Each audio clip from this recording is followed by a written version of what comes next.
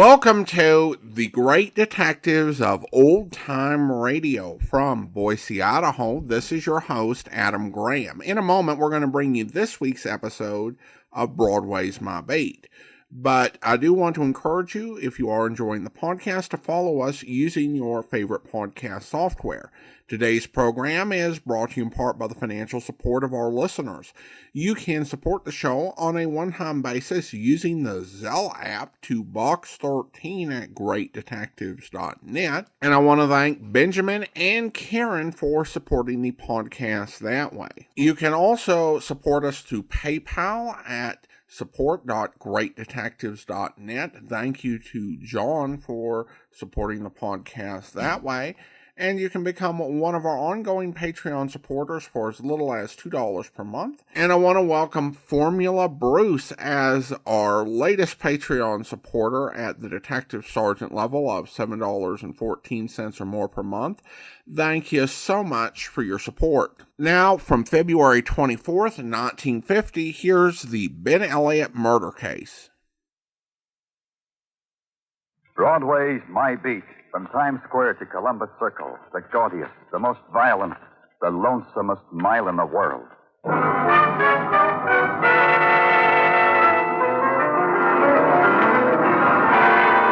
Broadway's My Beat, with Larry Thor as Detective Danny Clover.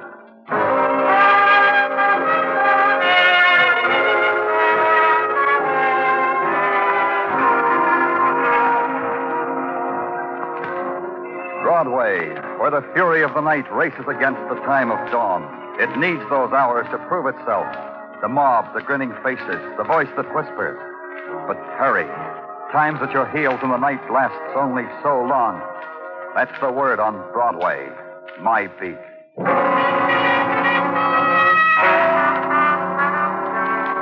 It's a system they worked out long ago. The darkness is reserved for those who break the law so that the police can write out their reports in the daytime. That's what I was doing, writing out reports when Sergeant Tartaglia nudged his head through the doorway. Good morning to you, mine lieutenant. Hello, Tartaglia. What's in your mind? Oh, she's here again, Danny. Yeah, I had a feeling she'd be here. She'll never give up, will she? You know, I got a theory about that, Danny. Sure, in. Yeah, sure, Danny. This way, miss.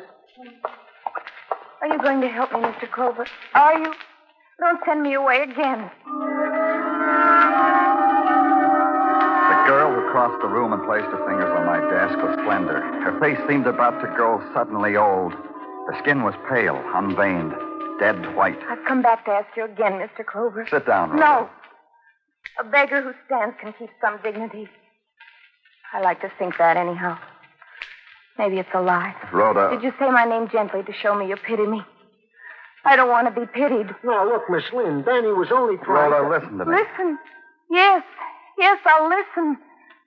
Say a kind word to me. Rhoda, you've come to ask me to have your father's body exhumed. I know that. You know that. But we've already done that. 2 months ago, 4 months after your father died, we exhumed his body. He wasn't poisoned, Rhoda. In spite of what you say, he wasn't poisoned. Poisoned? That's how my father died. Robert Lynn, my father, was murdered. That's a simple sentence. Understand it. The death certificate... My father was poisoned, and I'm being poisoned, and I'm going to die. And you'll sit there and say my dying meets all the requirements for dying because there'll be a death certificate. No. Nothing. Bye, Mr. Clover. Danny, that girl needs attention of some sort or another. Talking to, by a doctor, by a parent, by somebody.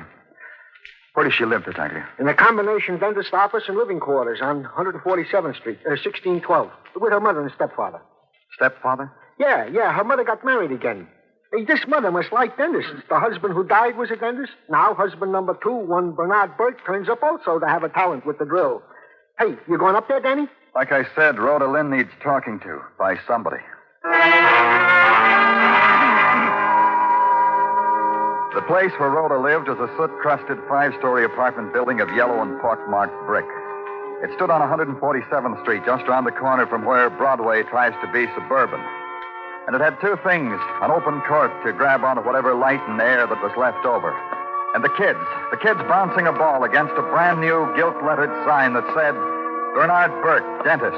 5 flights up. Gas, no pain.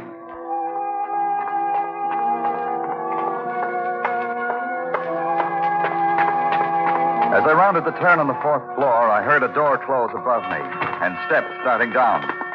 And then the steps became a voice that said it knew me. Danny Clover. I know you, Danny. You know me? I'm sorry, you don't know me. Here, I'll lean my face over in the light. A familiar face, huh, Danny? Repulsive, but familiar, huh? Yeah, but I don't quite place... Elliot, Ben Elliot, the private investigator. Your civilian competition. Remember the axe murder case where I was positively useless to you? You remember that, don't you, Danny? Sure. How are you, Ben? Happy as a fagel. Glad to hear it. What are you doing here, Ben? Competing? You deduced this just because I just came out of a dentist's office. Nah, Danny. You got it all wrong. Burke, the no-pain dentist, has just made some alterations on a bridge I suffer in my mouth. Here, take a look. Huh? Stunning. I hope you and the bridge are very happy together. You kill me, Danny. Such a wit. You, Danny, what's with you? You also got sorrows in your teeth? In every one. So long, Ben. See you around. Yeah, Danny. Take care. I recommend it from the heart. Yes? You had an appointment with Dr. Burke? You'll have to wait. I'll wait. You could amuse yourself with some Euro National Geographic, or this brochure from a dental supply house with illustrations in color. Or you could talk to me. That last thing. Let's do that. You've made such a wise choice. And now, do you begin, or shall I? You're Rhoda's mother, aren't you, Mrs. Burke?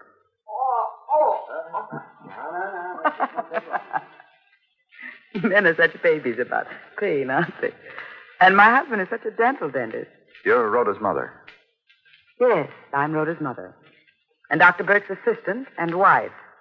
And you? One of Rhoda's numerous and nameless boyfriends? I'm Danny Clover of the police, Mrs. Burke. Rhoda was in to see me again. To ask you to have her father's body torn out of its grave again? Then you know about it. About her coming to me. Of course I know. A girl's best friend is her mother, isn't she, Mr. Clover? Rhoda adores me. She tells me everything. But not in a whisper.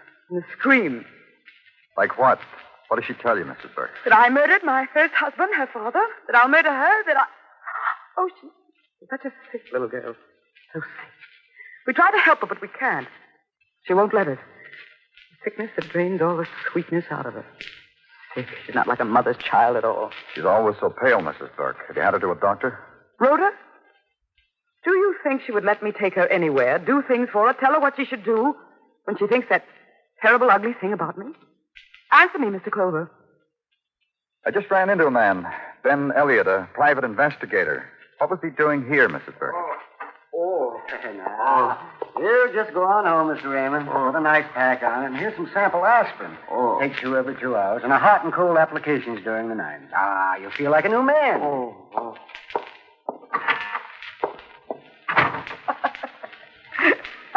Well, what have we here, Mildred? New patient? You're next, sir. Not a patient, Bernard, a policeman. Danny Clover. He's concerned about Rhoda. Do you think we can help him? Well, I'm glad you're here, Mr. Clover. Will you step into my office, please? Bernard. Please, Mildred. We should have handled it this way in the first place. Will you go in, Mr. Clover? Bernard, I advise you to let it alone. Mildred, will you take care of those X-ray negatives? During office hours, you are my assistant. Thank you, Mildred. After you, Mr. Clover. Sit in the dentist chair, Mr. Clover. Very comfortable. It's almost paid for, too. Yeah, I'll adjust it. Yeah, isn't that nice? Never had it better. Now, Dr. Burke, what is it that you should have handled this way? I only ask because I'm curious. Oh, yes, of course. The theft of the gold. The gold I used to fill my client's teeth. Most durable, 14 karat, very expensive. Shines when brushed. Does that? Oh, beautifully. I'm reporting it to you because you're a policeman, and the only proper authority to handle it. Mildred tried to convince me otherwise. She did, too. Oh? Yeah, she looked in the classified and found the name of a private investigator, Ben Elliot. I had him up here, told him all. I tried to tell her we should report it to the police, but she wouldn't have it. And that's why I'm glad you're here. Because now both Mildred and I have had our way. Yeah, I'm glad. I'll turn it over to the burglary detail, Dr. Burke. I'd appreciate it, Mr. Clover. That's nothing. Now, talk to me about Rhoda, Dr. Burke. Oh, I can't tell you much about her. She never confides in me. I'm her stepfather, you know. Sometimes it's very painful. Who does she confide in? Well, there's a boy, Frank Norman. Rhoda was always with him. Matter of fact, I had to go and bring her home one night because they were both too drunk, Mr. Clover, to maneuver by themselves. Where was that? Well, it's a bar somewhere on 52nd Street. Now, that street is home for that boy. You'll find my gold, Mr. Clover. It's very important in my business. Yeah, it's a promise, Dr. Burke.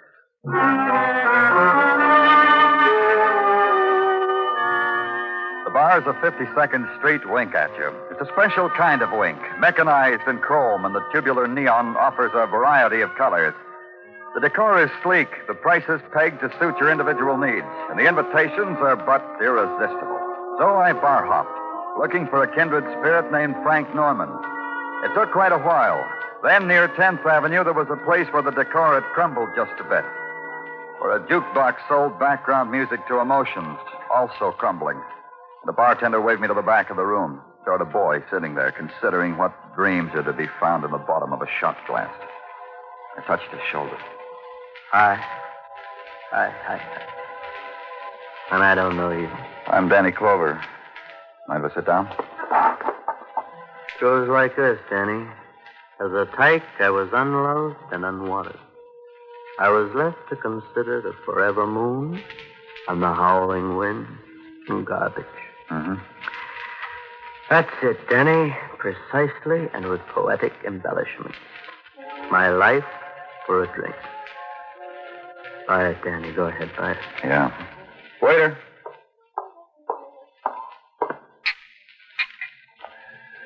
Yours, Frank.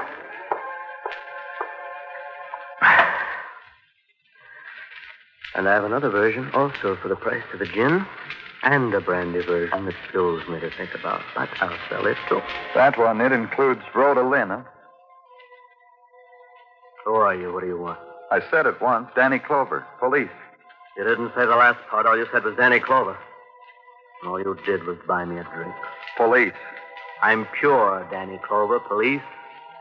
Law-abiding, upright, unsullied by temptation.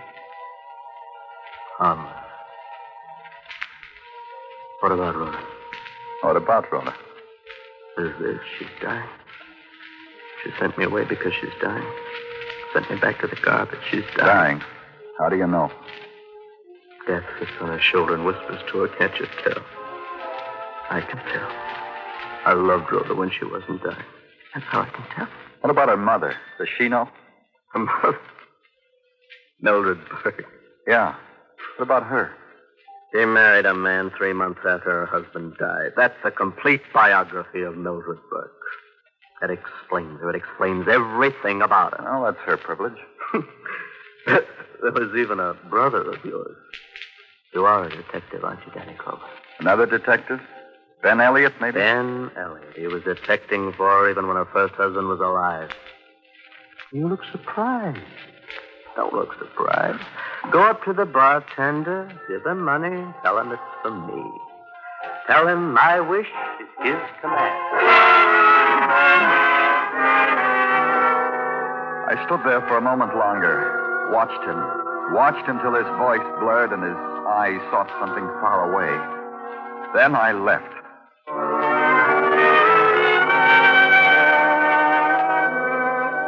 I looked up Ben Elliot in the classified, hailed a cab and went there. Up a flight of stairs and walked back. The sign on the door said, "Come in." So I came in. The sound Rhoda made in her throat was like somebody far away yelling horribly. She stood beside the desk, swaying a little, her face ashen. Even where her fingertips clotted her skin, there was no color. I caught her before she toppled over. I didn't do it. What didn't you do? I swear I didn't. I wasn't in the room. I didn't kill him. Then I saw him. He was on the other side of the desk, crumpled in a dark space, dead from a bullet hole in his throat. Ben Elliot, dead. And his hand squeezed around a clump of gold, frozen around it. The hand and the gold trapped in a thin shaft of light.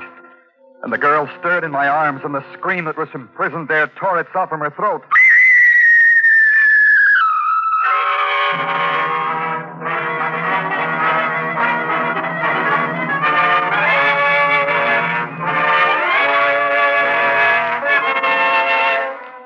are listening to Broadway's My Beat, written by Morton Fine and David Friedkin, and starring Larry Thor as Detective Danny Clover.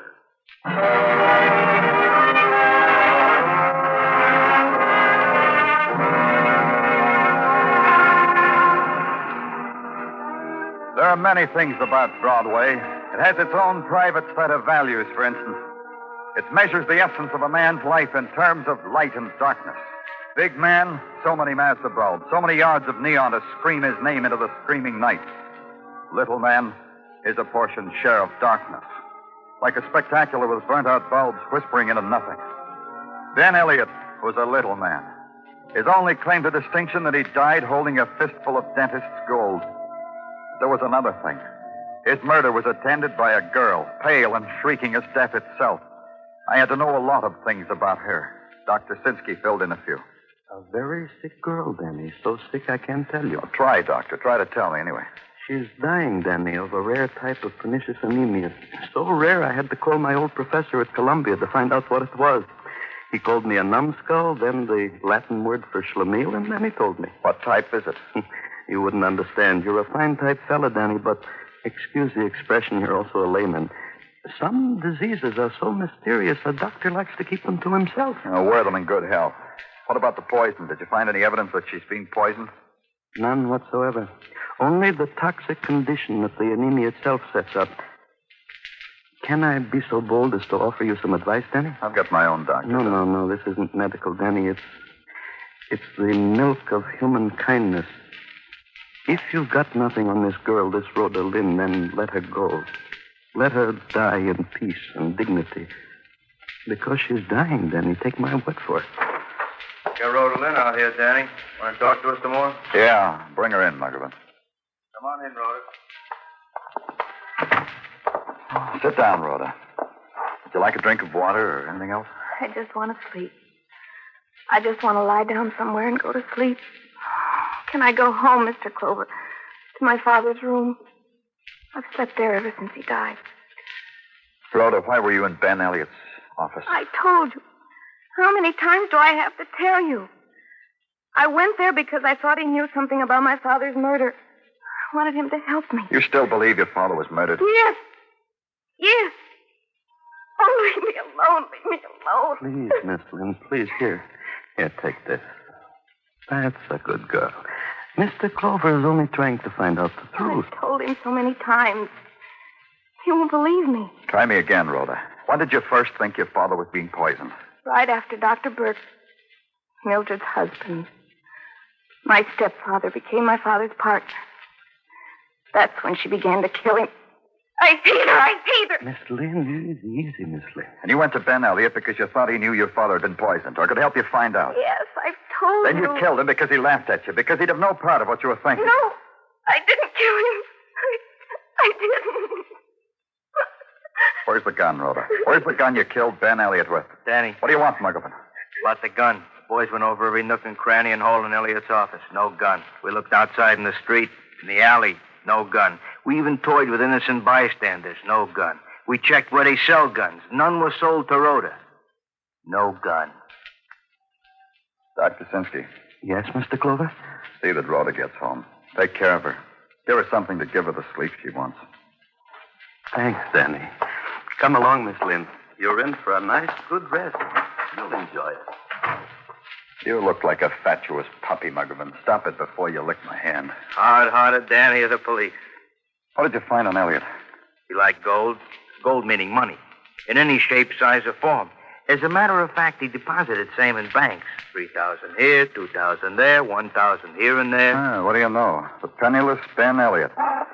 Wish me luck, Muggavan. For what? I got pain, so I'm calling on a painless dentist.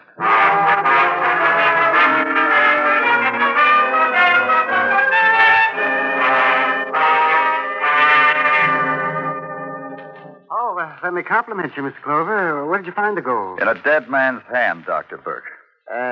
What are you saying? Pay attention, Doctor, and you'll get the message. I said in a dead man's hand. Well, what man? What man are you talking about? Ben Elliot.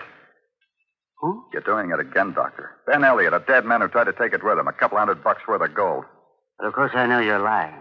You're trying to make of this petty theft something mysterious. I suppose you detectives must do that to justify... I don't understand you, Doctor. You didn't react when I said Ben Elliot. I reacted. You just weren't perceptive enough to catch my raising of the eyebrows slightly. I raised an eyebrow, Mr. Clover. If she were my wife... You're cluttering the trend of the conversation. What? Your wife. Mildred? What's Mildred got to do with Ben Elliot? I don't know. Ask her, Doctor. Ask her how buddy she's been with Elliot and for how long. Rumor says it's been for a long time. Getting this message, Doctor? Yes. You'll have to excuse me. Before you, Doctor. Before you even knew Mildred, Ben Elliot was around. I've heard that, Yes, Doctor. you'll have to excuse me. There's some X-ray negatives I got to... We'll talk. We'll talk in just a few minutes. All right. Please, in the waiting room. I'll meet you there. All right. Mr. Clover. Quickly, Mr. Clover. Rhoda. Rhoda, what's the matter? Please, I've got to talk to you. Sure. Mr. Clover, you know, don't you? You know what I've been saying's true. What the doctor said. Just that you're sick. That I'm dying. But you need some rest, Rhoda. Being poisoned. And I'll die the way my father died. In agony. In drink to kill the pain. That way, Mr. Clover. Come on. He's dead. He's dead. Dr. Burke is dead, Mr. Clover. Everything dies that Mother touches. You evil girl. My daughter, an evil, rotten girl. You killed him. You killed him just the way you killed him. Take it easy, Rhoda. I think you'd better get out of here. All right. All right, I will. Mother killed him. You'll see. Tell me what happened, Mrs. Burke.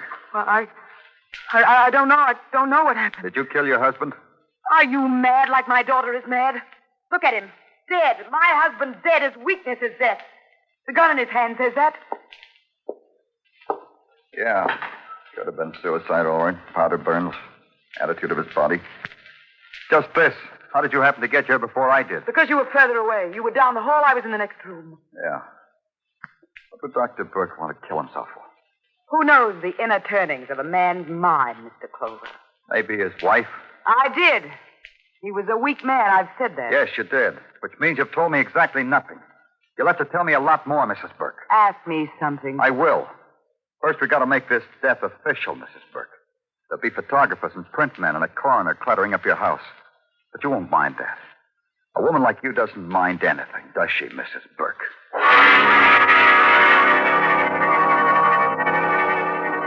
I was right. Mrs. Burke didn't mind. The neat, efficient trampling over a little dentist's life and death, she didn't mind. The questions, like steel prongs that raked over her brain and her sorrows and her dreams, she didn't mind. The fact that her answers added up to nothing, she minded least of all.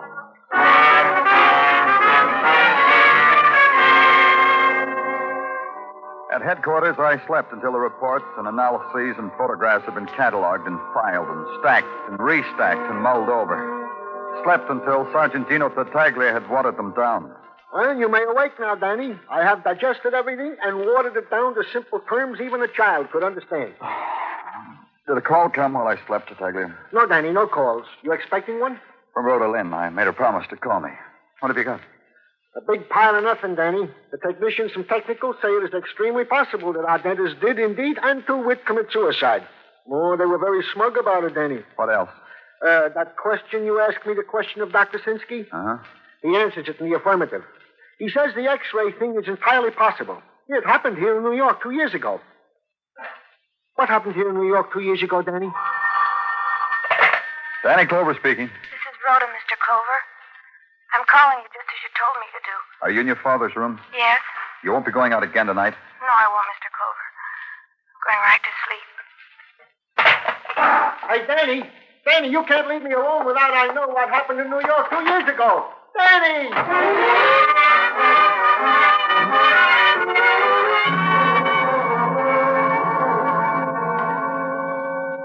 Good enough for you, Danny? Yeah, fine. You have much trouble getting the people in this apartment to go to the movies? Well, some, but not much.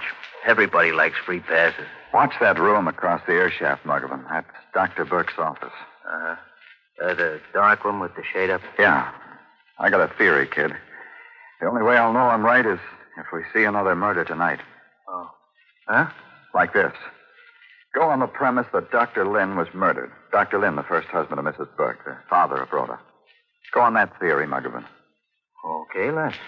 Dr. Lynn murdered because his wife wanted him out of the way so she could marry somebody else. Don't argue with women, Muggavan. And then there's Ben Elliot. Also dead. Yeah, dead, too. You know why? I'm not a lieutenant, Danny. The deposits Ben Elliot made. The big, big deposits. And regularly. For a small-time operator. Blackmail, huh?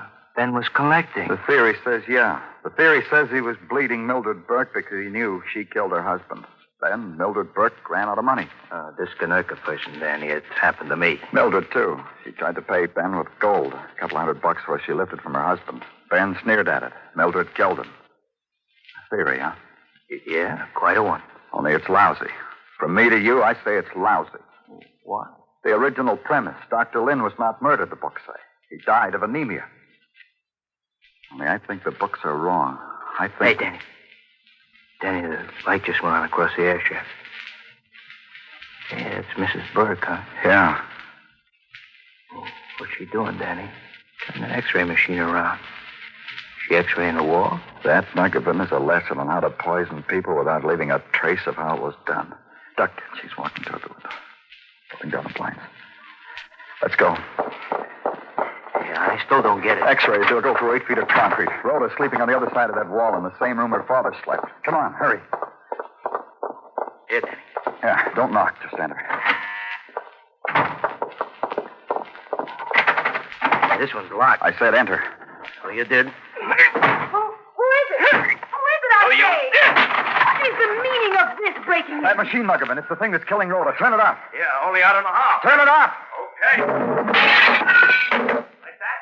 Are you both crazy? What are you doing in here? Well, the end of the theory, Muggavan. Dr. Burke was no suicide. Mildred killed him and made it look like one. You're mad. Killed him because he finally found out about Ben Elliot and his wife. Because he would eventually learn everything. What? Take her, Muggavan. Yeah. Rhoda! Rhoda, tell them! I'm your mother, Rhoda, tell them! Tell them what, Mildred? What they already know. That you murdered my father, and my stepfather, and Ben Elliot, and me. Tell them what? Don't fight them, Mildred. That way they'll have to kill you quickly. Rhoda! Rhoda! Rhoda!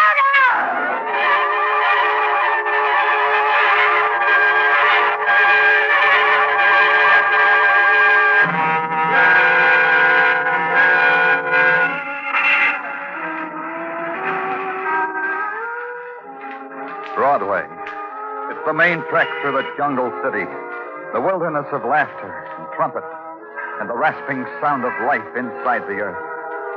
And the other sound, the sigh, the furtive sigh, the echo of a teardrop that no one hears. It's Broadway, the gaudiest, the most violent, the lonesomest mile in the world. Broadway, my beat.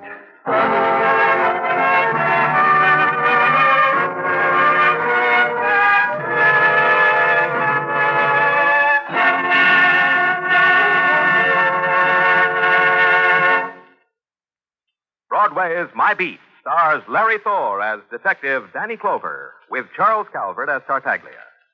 The program was produced and directed by Elliot Lewis. The musical score was composed and conducted by Alexander Courage. The cast tonight included Joyce McCluskey, Betty Lou Gerson, Jack Edwards, Howard McNear, Jack Kruschen, and Lou Merrill.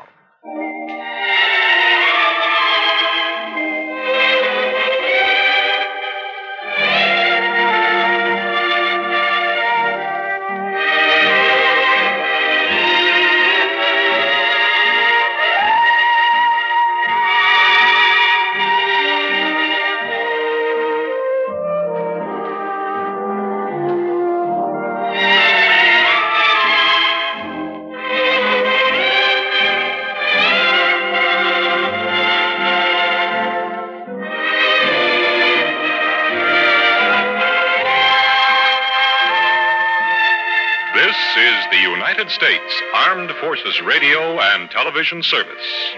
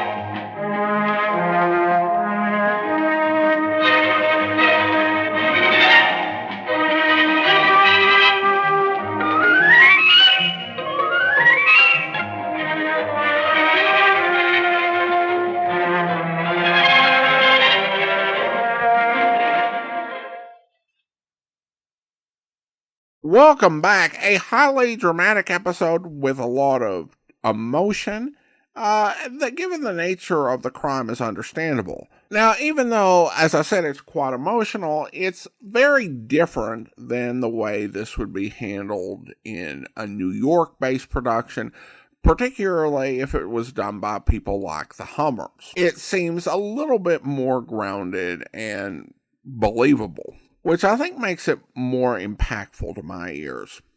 I also have to say, once Danny has settled on the idea that the wife is the murderer, you get some of the most acidic narration I've ever heard from Danny Clover. It's worth noting that the storyline in this episode was actually reused in all places in an episode of the Humphrey Bogart and Lauren Bacall radio series Bold Venture.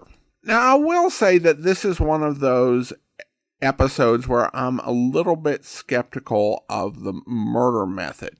Now, it's not a situation where I'm skeptical of it in principle, because there have been killings that have been the result of radiation exposure, accidental or otherwise. There was a case that was accidental with a machine called the Therac 25 that was used for radiation therapy in the 1980s and killed several patients and disabled others. But we're talking about the sort of machines that would be in a dentist office in 1950. If anyone knows how plausible this is, I would love to hear from you. Well, now we turn to listener comments and feedback, and we start out over on Facebook, where Steven comments on the Dion Hartley murder case. When you started this series, I commented that it ranged from procedural to soap opera based on random episodes I'd heard. You challenge the description soap opera. You have, however, I think used melodramatic to describe the show. This is the episode that I heard early on in my acquaintance with Broadway as my beat, and it felt less like a cop show and more like an emotional private eye. Having heard the episodes in order thus far, I think it's accurate to say I'm right. I would definitely agree with the descriptor of emotional private eye, and I think one thing that is challenging with this series is that Danny is supposed to have official status but really doesn't act like it. And so that makes it hard to pigeonhole, which can be good or bad, depending on your perspective. As to soap opera or not, I guess that's a really tough and subjective question.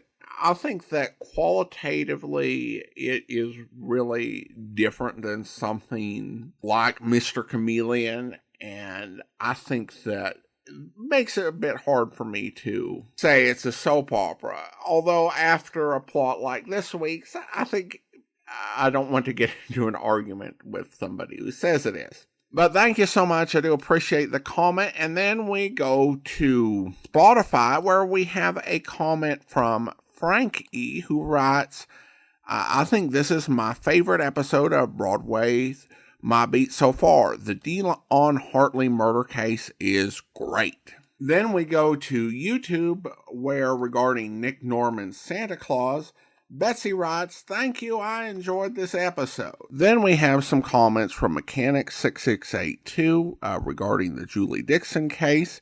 Virginia Gregg must be the most prolific actress in history.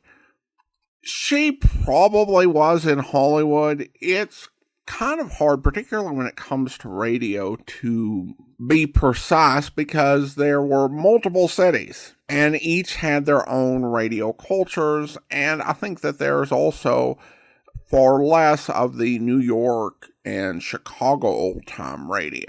Alice Frost, who plays Mrs. North, did a lot of work in New York radio. We just don't have very much of her credited appearances outside of Mr. and Mrs. North. And in Chicago, Betty Lou Gerson did quite a bit of work, most of which has been lost to the ages, before she came to Hollywood. Regarding the Eugene Bullock murder case, Alan Reed is not really a guy who can play more than one part per episode because every character sounds like Fred Flintstone. I don't know about that. I think it does vary. It depends on how much Fred Flintstone's in your head. But there are gradations. I think that when Reed would play a more working class part, that sounded like Fred Flintstone. But he often played higher powered roles, which tended to sound like Fred Flintstone putting on airs, but it's a distinctly different voice. And then, of course, he does have some dialect skills, particularly when it comes to playing Italian characters, that you really have to be listening for Fred Flintstone to pick it up when he's doing something like Pasquale on Life with Luigi. Well, now it's time to go ahead and thank our Patreon supporter of the day. And I want to go ahead and thank Brian. Brian's been one of our Patreon supporters since September 2022, currently supporting the podcast at the rookie level of $2 or more per month. Thank you so much for your support, Brian. And that will actually do it for today. If you're enjoying the podcast, please follow us using your favorite podcast software. And be sure to rate and review the podcast wherever you download it from. We'll be back next Wednesday with another episode of Broadway's My Beat, but join us back here tomorrow for Mr. and Mrs. North, where... Why, Jerry... Shut up, I tell you. Jerry North, how dare you talk to me like that? I'm not talking, Pam. It's this manly-looking gentleman who's just stepped up to the wagon. Well, what... The one on your left with the scar on his face. And the long-nosed gun in his hand. Oh... How do you do? Keep your trap shut or you'll get hurt. Where's the milk? Matt Wells. What milk? Come on. Where are the cases that were piled up and back? I don't know. We're strangers here. Well, push over and let me look inside. Yes, sir. Oh, is that all the milk there is? Just these 4 bottles? As far as we know, we haven't touched a drop. No. We're coffee drinkers. Shut up. I ain't got time for polite conversation. Hey, what are you doing? That's somebody's milk. Mind your own business. Oh, you can't do that. Think of all the trouble the cows went to. Sit down and keep out of the way. Jerry, he's milk mad. He'll break all the bottles, and we'll get the blame for it. Well, that's that. There's some cream over here in the corner. Never mind. Where's the milk route? The what? The list of places the milkman delivers to. It ought to be hanging up here somewhere. Oh, is this it? That's what I want. Hey, now, wait a minute. You can't get away with this. No? What are you going to do? Pay for the milk. That's more like it. Just to make sure you don't get in my hair, I'm going to send you 2 on a little buggy ride. Buggy? Here, don't you dare take those reins. You'll get them back in a minute, lady. Jerry. Pussy. Give him a good ride. Hey, don't do that! Go. Jerry, stop him. That bug's running away. Never mind him, Pam. The horse is, too. I hope you'll be with us then. In the meantime, send your comments to box13@greatdetectives.net. Follow us on Twitter at Radio Detectives. And check us out on Instagram, instagram.com/greatdetectives. From Boise, Idaho, this is your host, Adam Graham, signing off.